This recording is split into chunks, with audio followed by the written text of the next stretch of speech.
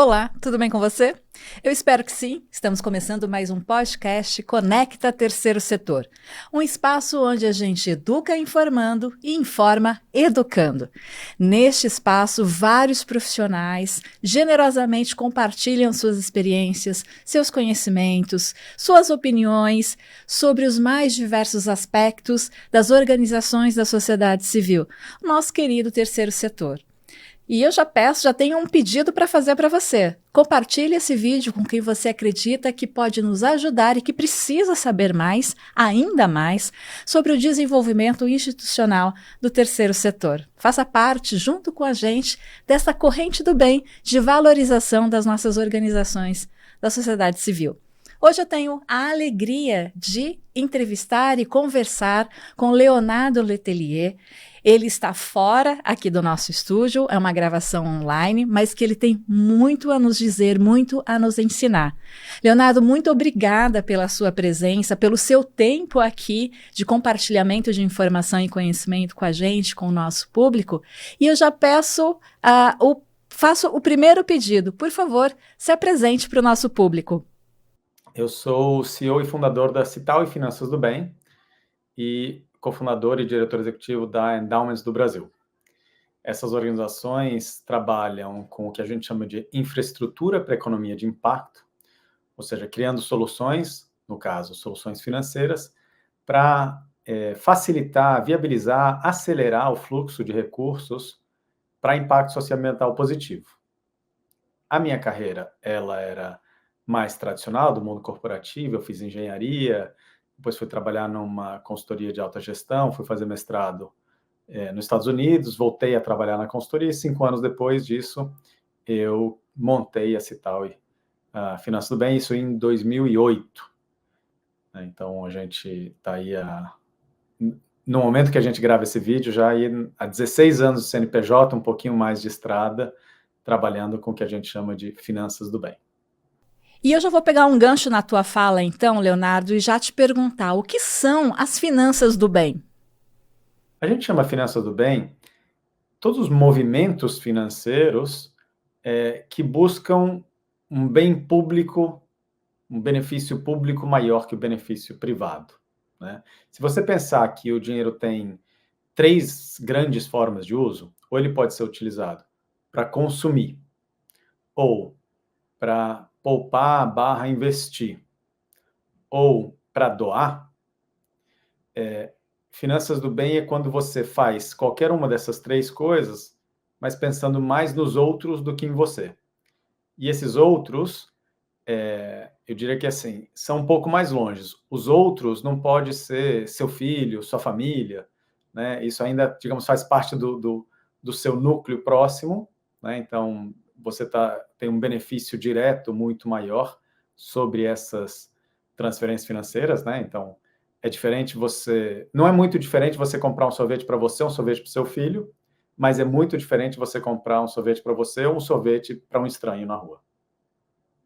Então, essa é a grande diferença aí nesse exemplo de consumo, mas você também pode pensar em termos de investimento, né? Quando você investe para ter um maior retorno financeiro para você mesmo, ou quando você investe para ter um impacto socioambiental positivo e algum retorno financeiro, mas nessa ordem, primeiro impacto, depois retorno. Então, isso aí a gente já coloca aí no potinho de finanças do bem. E a doação, naturalmente, ela tende a ser mais para o outro do que para a gente. Se a gente doa pensando na gente, já tem alguma coisa de estranho aí de partida. Diante do que você está dizendo para a gente, há um histórico muito importante aí na sua trajetória de vida também. E aí eu te pergunto, o que te levou a criar a Citaui? A minha história de criação da Citaui, ela não vem de um lugar de... Eu sempre fui muito... fiz muita filantropia, muita doação, ou voluntariado, sempre estava preocupado com os outros na minha família, não é uma coisa tradicional. Na verdade, ela veio de um lugar de busca de propósito. Hoje em dia isso é mais comum, mas lá para 2006, quando eu estava pensando nessas coisas, não se falava tanto. E no fundo, o que eu estava procurando é o que fazer para deixar um legado maior do que simplesmente uma conta bancária, né? O que fazer para deixar um mundo melhor, um mundo, ações das quais eu tenho orgulho e eu acredito que os meus filhos, né, eu tenho uma filha hoje, teriam orgulho de mim mais do que simplesmente um número maior na conta bancária. Então, foi assim que começou. Eu brinco que começou com uma dor do lado esquerdo do abdômen, que eu não sabia o que que era, e era, na verdade, essa busca por propósito, mas não começou de um histórico familiar tradicionalmente ligado a isso, também não começou de um trauma, né, que é outra forma muito comum de ter das pessoas, digamos, acordarem para esse lugar de gerar benefício público. Foi simplesmente pensar que a gente tem uma vida só e o que eu quero fazer com a minha.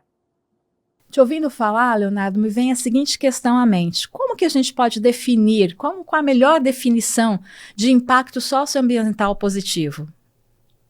Olha, quando a gente fala de impacto, a gente tem que entender que tudo que a gente faz na vida tem impacto, positivo e negativo. Então, quando a gente está falando na área social, na área ambiental, a gente está procurando os impactos positivos, que às vezes pode ser conservar uma espécie, às vezes pode ser dar atendimento médico para uma população vulnerável e assim por diante, né?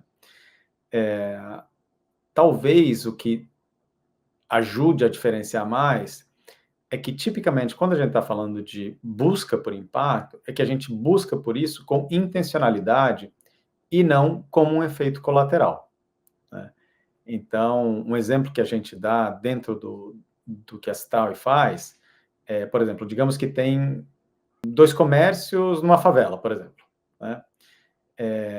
Enquanto está indo bem, você dificilmente vai diferenciar as duas, né? Elas estão empregando, estão gerando emprego, renda, acesso a produtos, serviços para a comunidade, assim por diante, né? Mas aquela pessoa que começou o comércio, ou aquela empresa, para ganhar dinheiro, né, quando o negócio vai mal, ela pode muito bem simplesmente fechar o negócio, investir o dinheiro no banco e falar assim: vale mais a pena eu fazer isso aqui, rende mais para mim.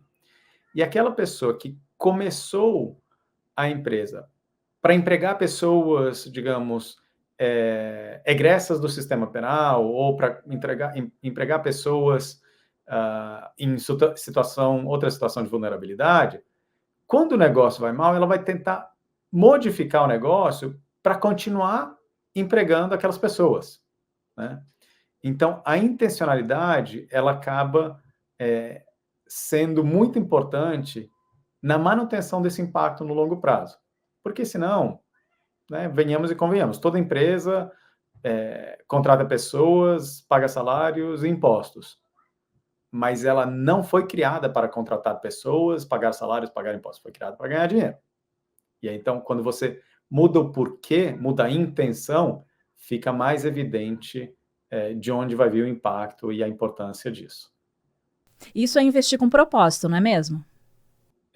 No Brasil, a gente usa a palavra investir de forma bastante solta, né? Inclusive, no Brasil, inventaram uma coisa que chama investimento social privado, que em todo o resto do mundo chama filantropia estratégica, né?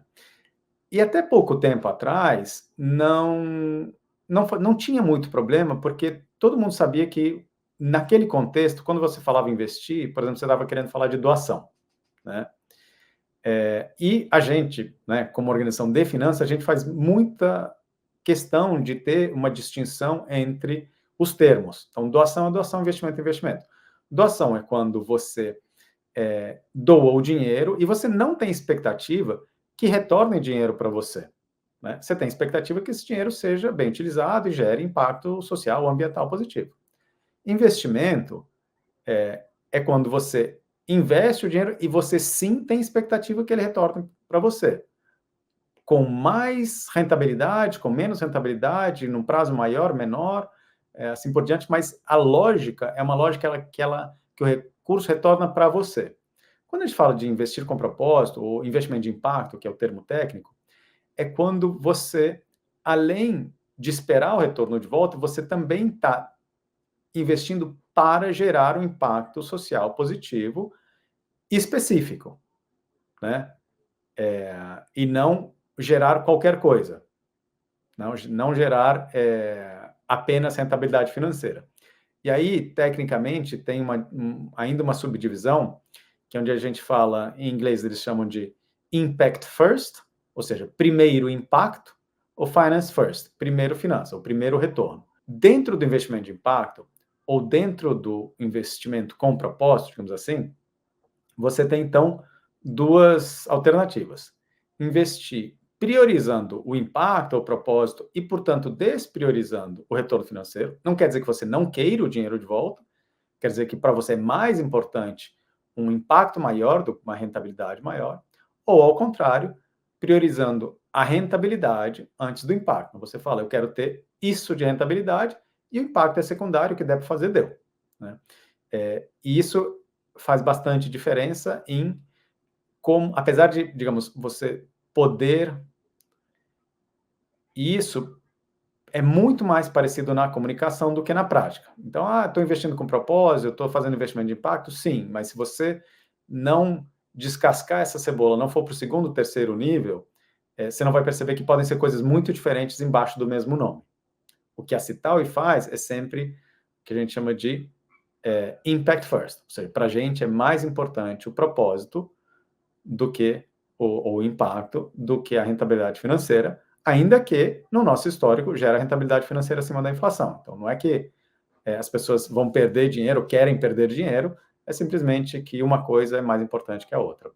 Leonardo, quem que é o investidor que faz esse tipo de investimento?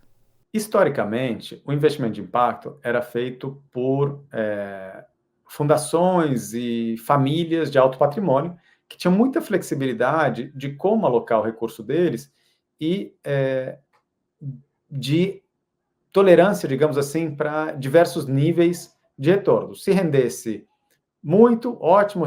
Se não rendesse nada, tudo bem. Se eles perdessem o dinheiro, entre aspas, tudo bem também, porque estava dentro, digamos, da conta deles, da tolerância a risco, etc. Né? Conforme o tempo foi passando e conforme foram sendo criadas inovações, como, por exemplo, a plataforma de empréstimo coletivo, que é uma iniciativa da Citaui, a gente foi dando possibilidade para que pessoas, digamos, com menos recursos fizessem esses investimentos de impacto. Então, na plataforma de empréstimo coletivo, o investimento começa a partir de R$10. Então, literalmente, para quase qualquer um no Brasil. Né?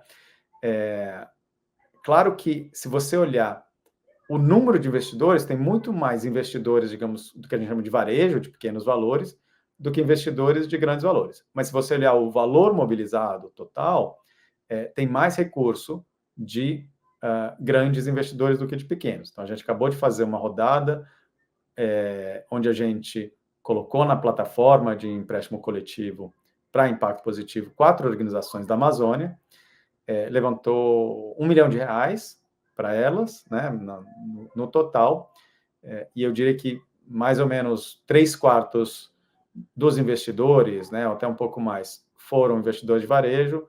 Em compensação, 3/4 do recurso, talvez um pouco menos, veio dos investidores, digamos assim, de maior patrimônio. Então, a Citaui é uma organização bastante complexa. A plataforma de empréstimo coletivo, ela está dentro da nossa área de investimento de impacto. Nessa área, todas as transações que a gente faz, elas tendem a ser investimento de impacto, onde tem algum tipo de retorno, mais alto ou mais baixo, esperado, para organizações de impacto. Por outro lado, essas organizações de impacto, elas podem ser associações, podem ser cooperativas e podem ser negócios de impacto, ou seja, negócios que, como eu expliquei antes, têm uma missão de impacto socioambiental positivo no centro de como ela se constituiu. Tá? Então, assim, para a gente é mais importante o impacto do que a forma jurídica de quem está fazendo aquele impacto. Mas dentro da área de investimento de impacto da Citaui, o que a gente... o fluxo de recurso que a gente viabiliza, que a gente fomenta, que a gente acelera, ele é na forma de investimento, ou seja, tem alguma expectativa de retorno financeiro para quem investiu, né? Não é, quando a gente fala esses investidores que investiram pela plataforma, não é que eles dão dinheiro para a Citaui empresta, eles emprestam direto para a organização e quando a organização devolve, né, repaga o empréstimo, repaga direto para esses investidores. Interessante isso daí, Leonardo. E você pode nos falar quais são as tendências para esse tipo de investimento? Antes de falar de tendências, eu queria trazer uma discussão importante, que está por trás dessa distinção que eu fiz entre investimentos que priorizam impacto versus investimentos que priorizam retorno, ainda que ambos estejam embaixo do guarda-chuva de investimento e impacto. O que está por trás dessa distinção é a crença, no nosso caso, de que sim existe um trade-off, uma troca entre uma coisa e outra, né? Que em alguns, muito poucos casos, você não tem que abrir mão de nada, mas em geral você tem que abrir mão de uma coisa em distinção a outra. Isso vem de alguns lugares, né? Cada real que vai, né, ou que volta para o investidor, de certa forma, ele poderia estar fazendo outra coisa em termos de benefício. Então, tem aí uma troca, um trade-off natural. E outra, mais filosófico, é que tudo na nossa vida é uma escolha, né? Cada escolha tem junto a si uma renúncia. Então, quando você vai no restaurante e come o prato A, não está comendo o prato B. Sai com a pessoa A ou casa com a pessoa A, tipicamente não casa também com a pessoa B, assim por diante, né? Então, se tudo na vida tem, se cada escolha na vida tem uma renúncia do outro lado, não seria diferente aqui, tá? Claro que tem situações onde existe uma correlação positiva entre o sucesso do negócio e o sucesso da comunidade, do território em geral. Isso é mais comum, mas se você olhar, pegar especificamente cada real, em algum momento esse real está indo para um lugar ou para outro lugar. Então, acho que vamos começar por aí.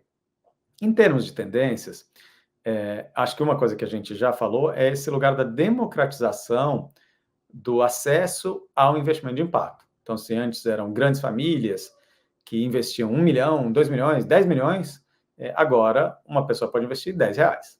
Né? Então, literalmente investimento de impacto para todos. Né?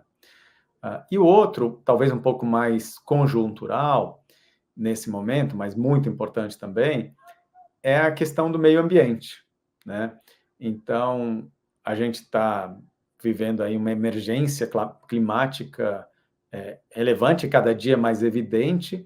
Isso significa que a gente vai ter que achar soluções. Algumas dessas soluções, elas vão demandar capital filantrópico, não vão conseguir retornar capital, mas, eventualmente, muitas dessas soluções também conseguem retornar capital, né? E, com isso, conseguem levantar muito mais capital, adquirir muito mais capital. Então, eu diria que essa é uma tendência que a gente tende a ver aumentando os investimentos nessa área de soluções climáticas. Diante do que você está falando, algumas palavras que você fala me fazem lembrar de ESG, né? Em português, ambiental, social e aspectos de governança também, que está sendo muito utilizado tanto pelo mercado financeiro, empresas e também terceiro setor. Aí eu te pergunto, como essas premissas em ESG fazem match com investimentos de impacto? ESG é uma sigla bastante utilizada hoje, né, que quer dizer Environment, Social e Governance, né, ou em português traduzindo ASG, Meio Ambiente, Sociedade e Governança, que ela ganhou primazia muito por conta do mercado financeiro. Né? Esses mesmos temas eram vistos a partir de outra ótica dentro do guarda-chuva de sustentabilidade, por exemplo. Quem empurrava a agenda de sustentabilidade eram as empresas, né, de certa forma, ou em parte, puxadas por seus consumidores ou por seus próprios funcionários, e isso teve um alcance limitado. Quando virou a lente para essas questões, né, para fatores ESG, né, ou critérios ESG, essa lente foi virada pelos investidores. Então, eles tipicamente estão olhando para aqueles fatores ESG que representam risco, em geral, em alguns casos oportunidade também, mas primariamente era mais risco, para os seus investimentos. Até por isso, o G entra nessa história, que é de governança. Né? Governança é a governança da empresa para garantir que tudo seja feito, a parte ambiental, social, mas também, e principalmente, a parte econômica, para que a empresa não quebre, o investidor perca o dinheiro dele. Né? Então, eu diria que é um outro ponto de partida, mas que chega em lugares parecidos. Mas é importante reconhecer o ponto de partida, porque isso também implica em quais são as limitações, né? Tem um monte de gente tentando provar que investimentos em fundos com critérios ESG trazem mais retorno do que investimentos em fundos que não têm esse critério como parte do seu processo de escolha de empresas onde investir. Por que isso acontece? Porque se você gera mais retorno, você também consegue captar mais dinheiro, né? E aí teria mais dinheiro para agenda ambiental e social, né? O que é bom. Por outro lado, o que isso faz é, primeiro, deixa claro qual que é a motivação, e segundo, implica em que se tiver alguma coisa que seja muito bom para a sociedade ou para o meio ambiente e que não der retorno, ou não der mais retorno, não vai ser priorizado, ou vai ser menos priorizado dentro do portfólio de ações que a empresa pode tomar. Então, eu diria que talvez a grande diferença do investimento de impacto é a intencionalidade, como eu falei antes, né? Então, assim, sim se busca retorno no investimento de impacto e provavelmente você pode fazer investimento de impacto também aliando ou utilizando lentes ou critérios ou avaliações das práticas ambientais, sociais de governança das empresas. Então, é compatível, mas não é a mesma coisa e não necessariamente chega no mesmo lugar, né? Nem todo investimento de impacto vai ser, digamos, em empresas que são bem vistas pelo mundo do ESG, e definitivamente nem todo fundo ESG é um fundo de investimento de impacto. E qual que é o cenário dos investimentos em ESG hoje? Eu acho que vale a pena primeiro fazer um panorama dos investimentos. Então você tem, vamos chamar os investimentos tradicionais, aqueles que só se preocupam com questões financeiras, de retorno, basicamente.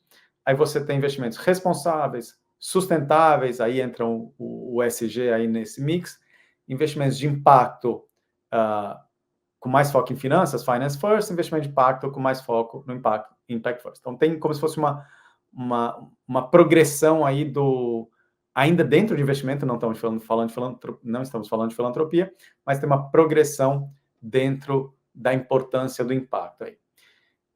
Eu diria que hoje o centro de gravidade da discussão, então o que se vê de tendências de fala do que está acontecendo, está no ESG, mas se você olhar o centro de gravidade do dinheiro, ele ainda está no investimento tradicional, andando para o responsável, né?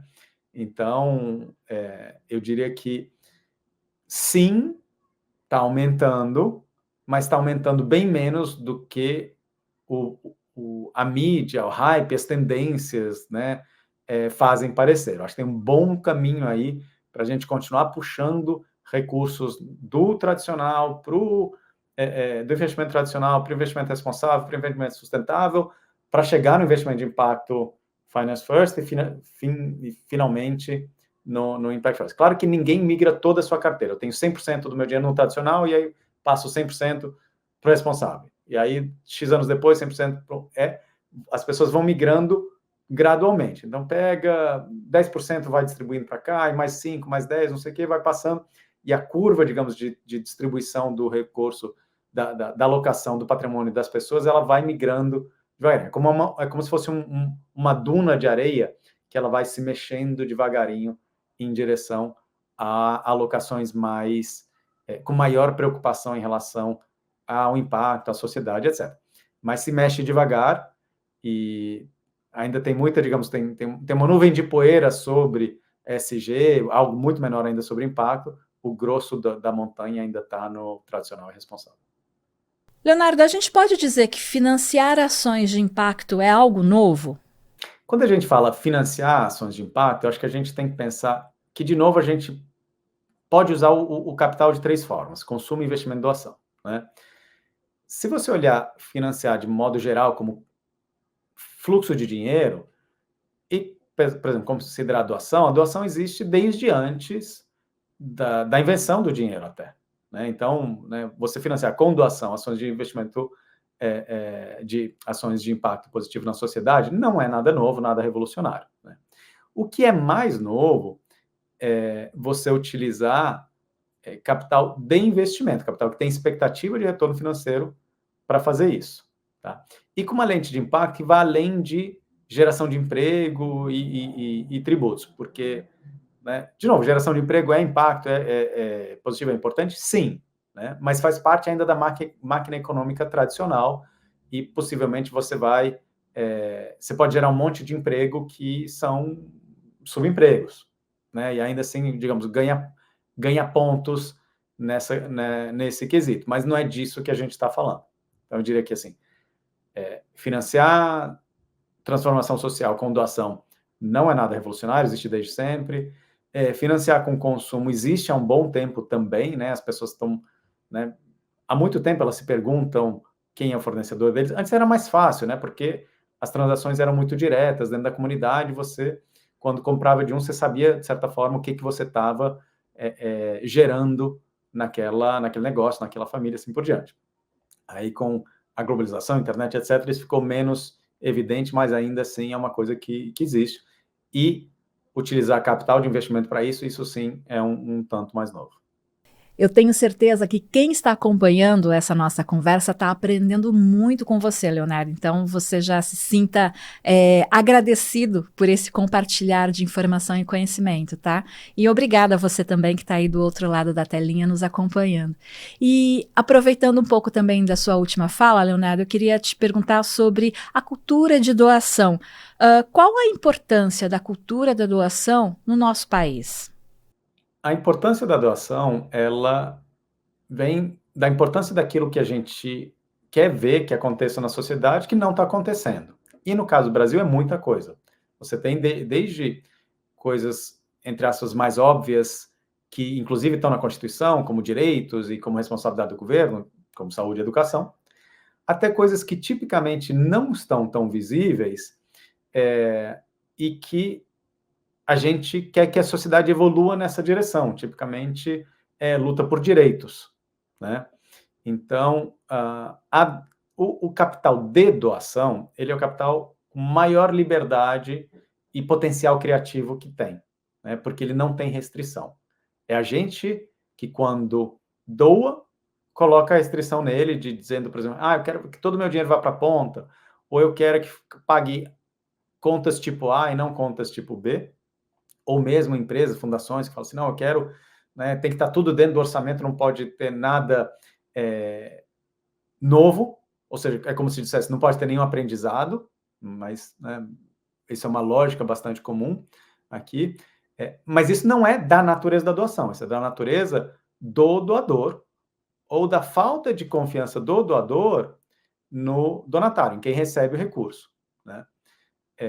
Então, uma cultura de doação, diria, mais próspera como cultura, é uma cultura que também prega mais confiança, né? Que também prega uma relação menos desigual. Sempre tem uma relação de poder, especialmente quando você envolve dinheiro, tá? Acho que é difícil fugir disso. Mas a gente pode fazer um esforço para que esse poder não seja exercido de forma tão absoluta, ou tenha um equilíbrio maior, ou tenha uma escuta maior, e assim por diante, né? E eu diria que, como país, a gente vai avançar mais e mais rápido quanto maior e melhor for a nossa cultura de doação, né? Maior em termos de volume, também, de recursos, e melhor em termos de confiança, simplicidade e praticidade na doação desses recursos. Olha, eu acho que sempre a gente tem a aprender com países de fora, entendendo o contexto deles também. Então, o país onde tem maior doação, em termos de volume de recursos, que é os Estados Unidos, também tem uma legislação muito favorável, né?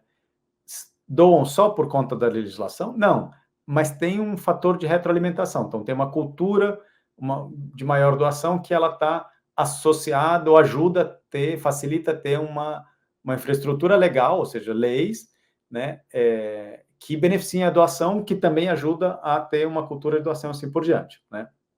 Então, acho que esse é um olhar que a gente pode ter também, né? Tem outros lugares que eventualmente tem menos doação, porque o Estado é mais presente. Então as pessoas, de certa forma, pagam impostos até bem mais altos do que no Brasil, para que o Estado dê conta de várias daquelas questões que a gente estava falando, digamos, mais básicas, saúde, educação, segurança, assim por diante, né? Então tem um mix de contextos e acho que a gente pode aprender coisas diferentes com contextos diferentes, sempre levando em conta, tá? Agora, a prática de doação no Brasil, ela é uma prática, eu diria, eu chamo que tem muito mais de solidariedade do que de filantropia ou doação organizada, digamos assim. O que é que eu quero dizer com isso? Teve a Covid, todo mundo doou para a Covid. Eu doei, você doou, as empresas doaram, recordes de doação. Passou a Covid, os níveis de doação caíram aos níveis de 2017, né? Pelo menos do lado do ponto de vista das empresas e fundações, né? Agora tem emergência do Rio Grande do Sul, e todo ano tem emergência aí na Serra do Rio de Janeiro, e se doa um montão, se doa, né? Principalmente coisas, né? Água, colchão, cobertor, comida, e que é bom, é importante, a gente precisa manter isso, mas as pessoas têm necessidade o ano todo, não tem necessidade só na emergência. Na emergência, a necessidade fica mais aguda, mas o Brasil, de fato, tem algumas deficiências crônicas, e quando a gente, como sociedade, escolhe, entre aspas, somente doar na emergência, a gente está se enganando, como se os problemas não continuassem depois disso. Então, eu gostaria de ver, né, como você perguntou de case, né, eu gostaria de ver um case de um aumento na doação estruturada, recorrente, de preferência livre, né, sem muitas amarras, no Brasil, que a gente não está vendo. A gente viu um boom na pandemia e caiu de novo, né? Mas eu acho que essas experiências ajudam a gente a acreditar que esse caminho é possível e lutar por isso, né? A Astal é uma das organizações que faz parte do movimento para uma cultura de doação. Eu estava no comecinho ali da criação desse movimento também, e é uma coisa que a gente entende que faz parte da nossa contribuição para com o país, não só para o setor, não só com o terceiro setor, mas para ter uma sociedade civil mais forte significa um país mais justo. Um tema que é muito importante também, que está sendo falado muito também nos últimos tempos, são os fundos patrimoniais. Aí eu queria saber se fundo patrimonial, fundo de reserva, enfim, o dinheiro guardado, é tudo a mesma coisa? Se a gente pensar num contínuo de solidez financeira das organizações, a gente pode pensar desde organizações que não têm visibilidade de onde vai vir o dinheiro para pagar a folha desse mês, até organizações que estão muito mais confortáveis, eventualmente até tem um fundo patrimonial, que eu vou explicar daqui a pouco, né?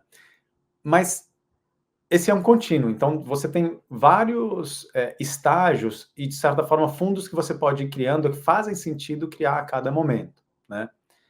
Então, se você tem estágio, como eu falei, no mais vulnerável, onde não sabe de onde vem o dinheiro, aí tem estágio onde você tem algum dinheiro em conta, então você tem 2, 3, 4, 5, 6 meses de despesas correntes no seu caixa, né? Então, esse é o seu, digamos, é o seu fundo de caixa, e não tem um número mágico, pode ser 1, pode ser 2, pode ser 6, né? Depende da regularidade das suas receitas, da tolerância a risco do gestor e assim por diante, né?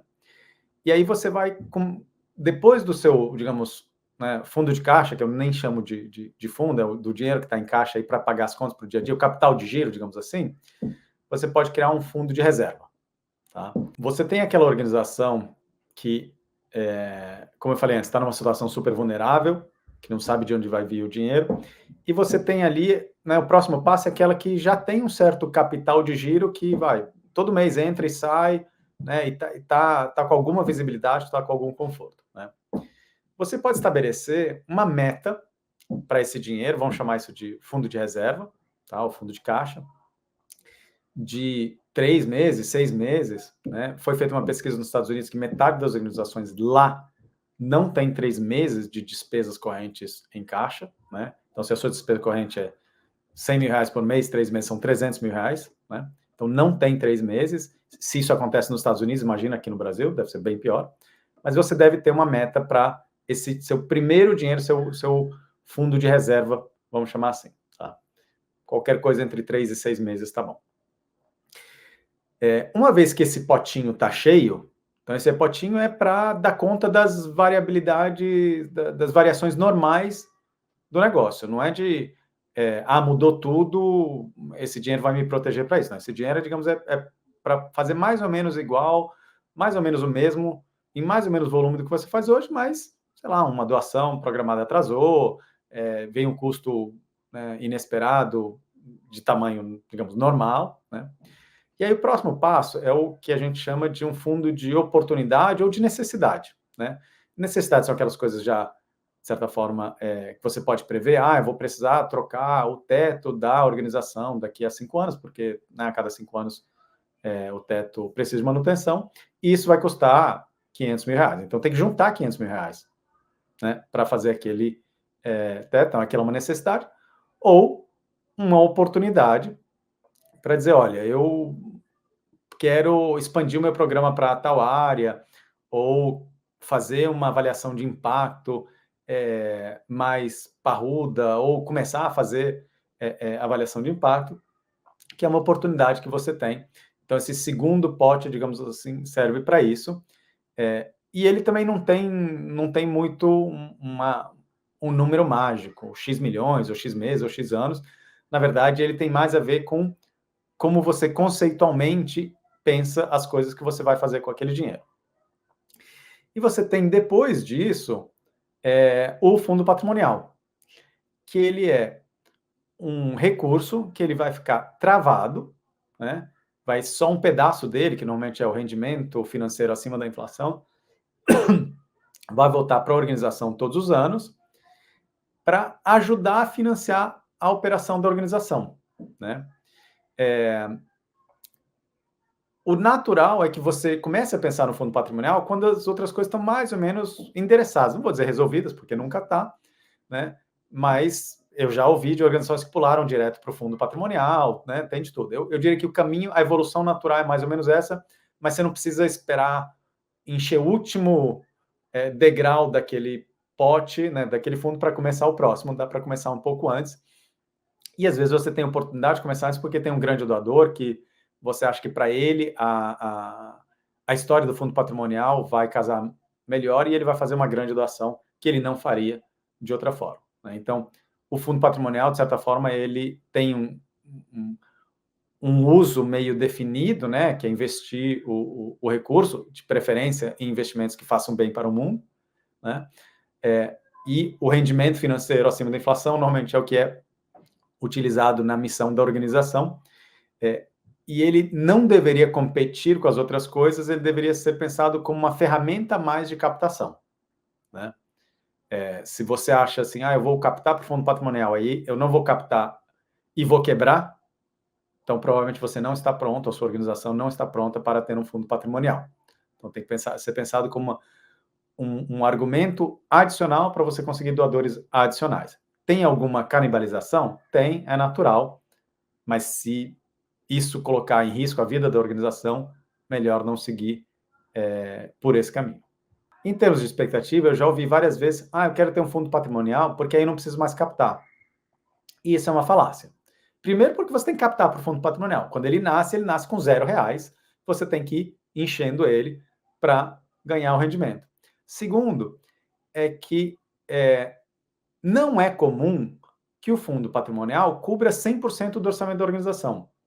Mesmo o fundo patrimonial de Harvard, que tem, acho que 40 bilhões de dólares, algo assim, o rendimento dele, que é repassado para a universidade, cobre mais ou menos 1/3 da conta, né? Então, esse é uma expectativa, digamos, mais realista, né?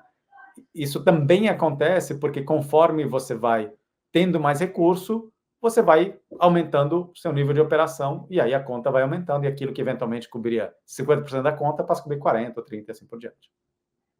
Leonardo, diante de toda a sua carreira de gestor também, eu queria aproveitar esse momento do nosso bate-papo para te pedir dicas, conselhos e sugestões para os gestores das organizações da sociedade civil. O que você poderia passar de conselho para eles?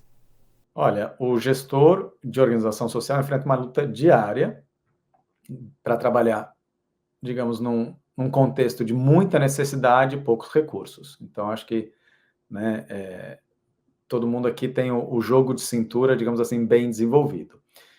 Onde a gente pode avançar mais, e claro que isso varia de organização para organização, de área para área dentro da organização, de pessoa para pessoa, de gestor para gestor, eu diria que talvez seja na consolidação dos processos, né? A gente tem que encontrar uma forma de, ainda mantendo flexibilidade, jogo de cintura, ter mais regularidade na forma como as coisas são feitas, né? Na institucionalização dos processos. Porque essa é a única forma que a organização vai conseguir crescer a despeito das pessoas. As pessoas entram e saem das organizações, isso é normal, cada um tem a sua carreira, assim por diante. Mas se tudo estiver dependendo daquele gestor e nada for processualizado, quando ele ou ela sair, vai entrar uma outra pessoa, tem uma curva de aprendizado e, eventualmente, algumas daquelas coisas que a organização fazia bem, ela não faz mais, né? Então, eu diria que a institucionalização do conhecimento dos processos é o caminho para crescimento. Agora, com isso, eu também não quero dizer que todas as organizações devem ficar enormes. Não vai acontecer também. Eu acho que existe valor nas organizações pequenas, existe valor nas organizações médias, existe valor nas organizações grandes. O que eu acho que a gente tem muito poucas, né, grandes e médias. E tem organizações, e muitas organizações pequenas. Então, a gente precisa engordar esse grupinho das organizações médias, porque eu acho que aqui tem um espaço importante de impacto, né? Que a organização ainda tem um tamanho que dá para ser flexível, dá para ser inovadora, assim por diante, mas já consegue manter um certo ritmo de entrega, de trabalho, de relacionamentos, de prestação de contas e assim por diante, antes de chegar num nível muito grande e onde a burocracia fica um pouco mais cristalizada e é mais difícil inovar, assim por diante. Que também tem o seu valor, alcance, capacidade de influência e de chamamento, mas, como tudo na vida, tem seus prós e contras. Eu acho que a organização média, de certa forma, é uma tentativa de encontrar o melhor dos dois mundos. E aí, para os gestores, especificamente, eu diria que tem duas ou três avenidas de crescimento ou de especialização, e muito do que eu vou falar, provavelmente está aqui em outros vídeos na Escola Aberta do Terceiro Setor, que faz um trabalho fantástico, né?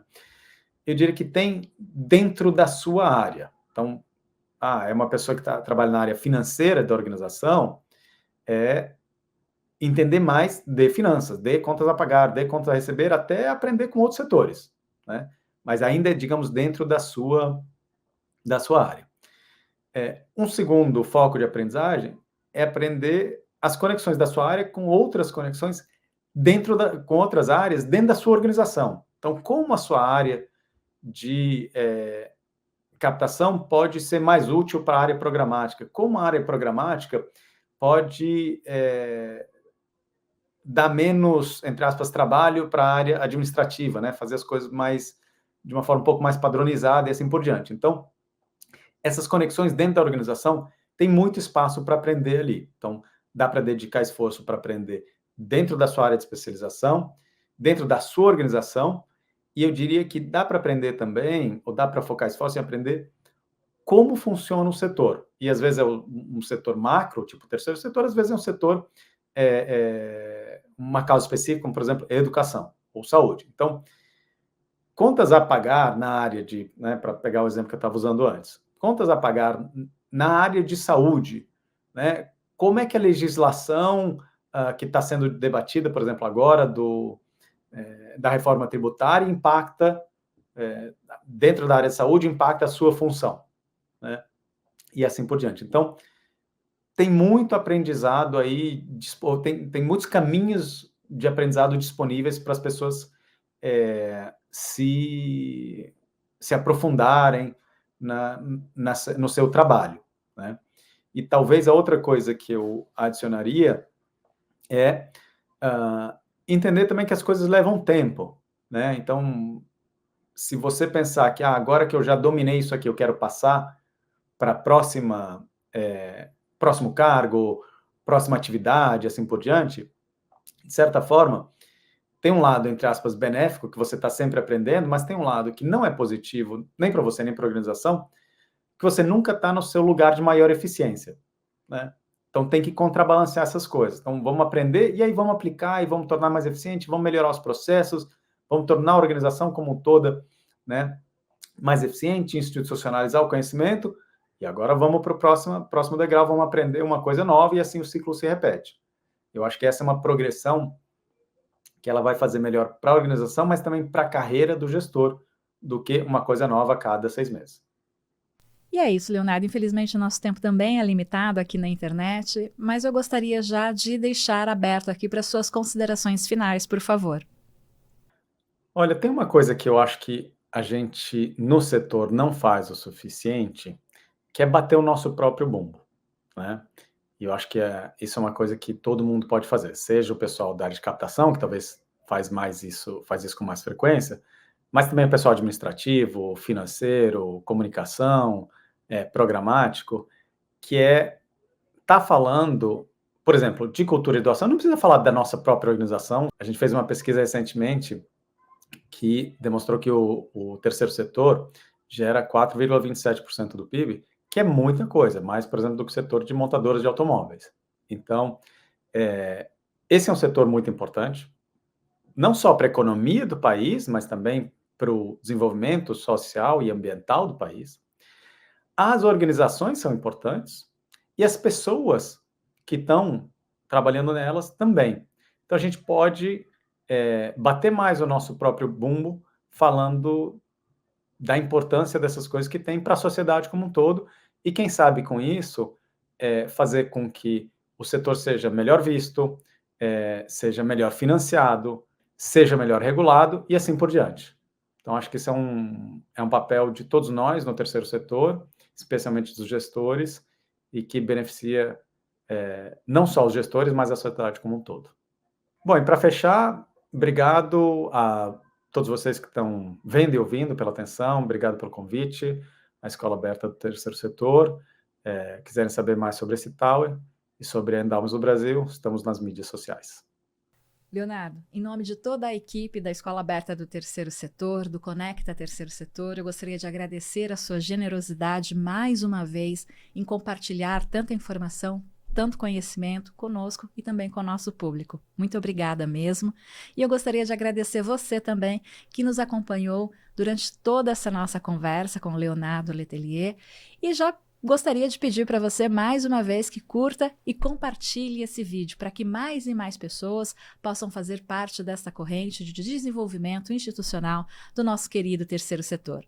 Muito obrigada pela sua companhia e eu te vejo na próxima entrevista. Até lá!